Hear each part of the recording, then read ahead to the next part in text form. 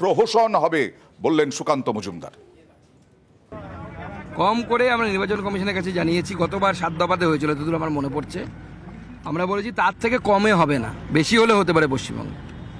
আপনারা কি কোনো লিখিত চিঠি দিয়েছেন? না, আমরা লিখিত চিঠি দিইনি। আমাদের যে রিপ্রেজেন্টেশন গেছে তারা নির্বাচন কমিশনের সাথে কথাবার্তা বলেন বা লিয়াজও মেনটেন করেন, তাদেরকে আমরা জানিয়েছি এবং তারা কথা বলেছে। এখানে প্রতি বুথে যদি আপনি 4 জন করে কম করে যদি কেন্দ্রীয় বাহিনী না দেন, ভোটই হবে না, ভোটের নামে প্রহসন হবে। এখানে 7 দফা কেন, তার থেকেও বেশি দফায় ভোট হওয়া উচিত। দেখতে পাচ্ছেন তো রাজ্য নির্বাচন কমিশন কত ইউনিট এখানে কেন্দ্রীয় বাহিনী চেয়েছে, কাশ্মীরের থেকেও বেশি। লজ্জা লাগা উচিত আমাদের পশ্চিমবঙ্গে।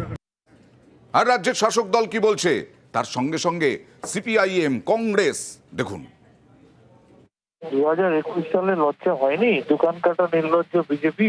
তামিলনাড়ুতে 230-40টা আসন থাকা সত্ত্বেও সেখানে এক দফায় সমস্ত কিছু বলে আপকিবার দশকবার বলে বাংলার মানুষের ন্যায় প্রকার পান। তারপরে যত লোকসভা বিধানসভার উপনির্বাচন হয়েছে এমনকি পঞ্চায়েত সমস্ত জায়গায় বিজেপির ভরাডুবি হয়েছে। আগামী দিনেও 7 দফা কেন, 70 দফাতে ফটো আর 920 কোম্পানি কেন, 9200 কোম্পানি ফোর্স নিয়ে আসুক, আন্তর্জাতিক ফোর্স নিয়ে আসুক, বাংলার মানুষের মনে মমতা বন্দ্যোপাধ্যায় গেঁথে আছে। 1 দফায় করুক আর 100 দফায় করুক, মানুষ তার নিজের ভোট নিজে দেবে, এই বন্দোবস্ত করাটাই নির্বাচন কমিশনের কাজ।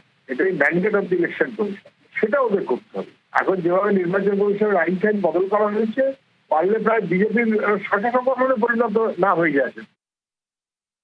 রাজ্য বিজেপির সভাপতির কাজ কি এটা বলে দেওয়া ভোট কবে হবে না হবে?